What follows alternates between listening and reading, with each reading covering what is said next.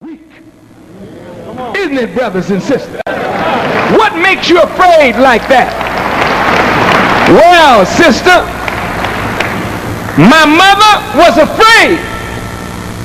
But my mother at a certain point took on the virtue of courage. I'm gonna face whatever it is.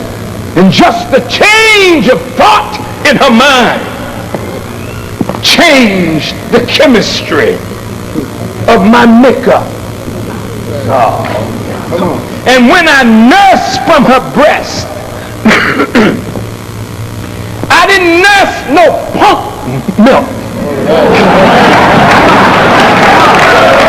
I nursed courage, because mother, courage is not only a mental attitude, it is a chemistry. Fear is chemistry, courage is chemistry, love is chemistry, hate is chemistry. And when the woman is right, she puts the right chemistry into her child's makeup. That's why a wise man don't mess over no woman. A wise man takes care of a woman. A wise man is careful how he handles a woman. A wise man knows how to treat a woman, because a woman makes the future of the man. Yeah.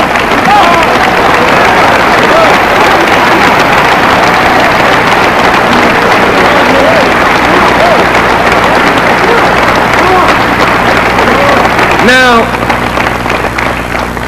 family, look. As you nurse your baby, the baby gets close to the mother. Through the breast, the baby is bonded to the mother. And the mother is nursing not only the strength of the baby, but human characteristics of warmth, tenderness, security, a measure of peace. All of that a mother gives to that child. Isn't that something? This is why, brothers, we have got to see that women are educated. I say this to all Muslims in this audience. I go to the mosques in the world of Islam, and in many of them the women are not present. It's just men. Women are at home with the children or somewhere else. Men study the Quran. It's the same way in the Jewish tradition. The Jews are in the synagogue studying the Torah. They really don't care whether the women master the principles in the Torah or not. And Muslim men don't care whether the women master the principles in the Quran. That's totally wrong. Totally wrong. Because if a woman don't master the teachings of the Quran and the Torah and the gospel, what will she feed to her children other than what she knows? If a woman knows foolishness, she will make a fool out of your children. And that's why Solomon said in the Bible, a wise child maketh a glad father, but a foolish child is the heaviness of its mother. What are you teaching your children? Come on, baby, shake now. Come on. Come on. Show daddy how you do it. Come on, darling. That's because the mom is a fool. She didn't have to be that way. You think that all you're supposed to do is shake? You can make that child great from the womb. Sound can go through water. You think you can't impress the child while it's forming? Of course you can. You can bring it from the womb with a tendency to greatness. All right, enough of that. So after you don't nurse the child, you got to go to work and drop the child on a babysitter. Babysitter ain't thinking about loving your child. It's business. You put it in the daycare center. It's another number. You come home, you got to cook, you got to clean. Look, I ain't got no time. Sit down. Sit down. You've been kind and sweet all day at the job, but now you're home and irritable and angry and ugly as you can be, and your child hasn't seen you all day. Sit in front of that television and watch it until I'm ready for you. Now here's another boob tube baby,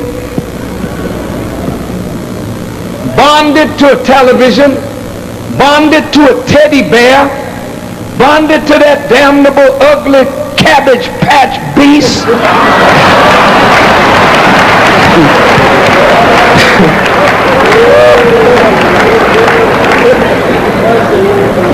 Play with your dog. That's why I bought you a dog. Play with your dog. Play with your bird. The dog can't make a human. And the bird can't make a human. The birds play with birds and make birds, and dogs play with dogs and make dogs.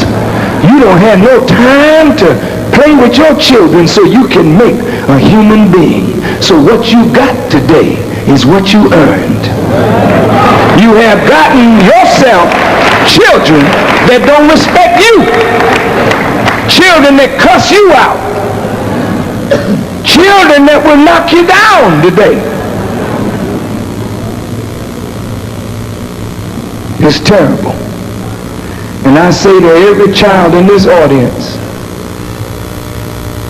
the worst thing that any of us could do is to disrespect your mothers. That's the worst thing that any of us could do. And even if you think your mother is wrong, still, don't you disrespect your mother.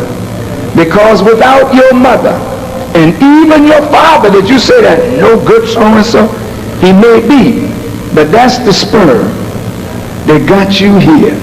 So whenever you see him, you ought to be kind to him and recognize that he's a victim of this world's order.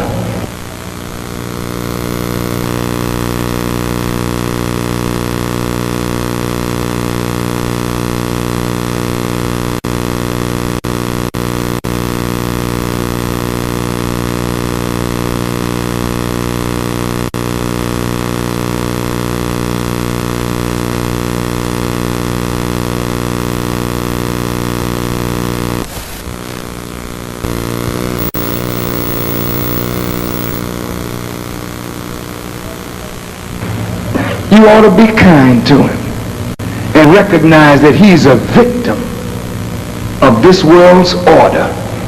And your mother is a victim of this world's order, and none of us are sent here to judge our parents. All right. Now I'd like to close. And this is the most critical part of the lecture. Do you know why we got this mentality of death? Do you know what life is?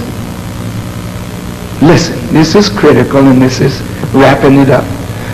You've been such a beautiful and patient audience. Thank you so very much. Excuse me, Brother Collins.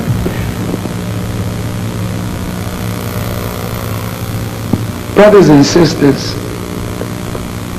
the law of life is obedience to light, to guidance, to knowledge, to God. When we obey God and submit our will to do his will, that and that alone is life.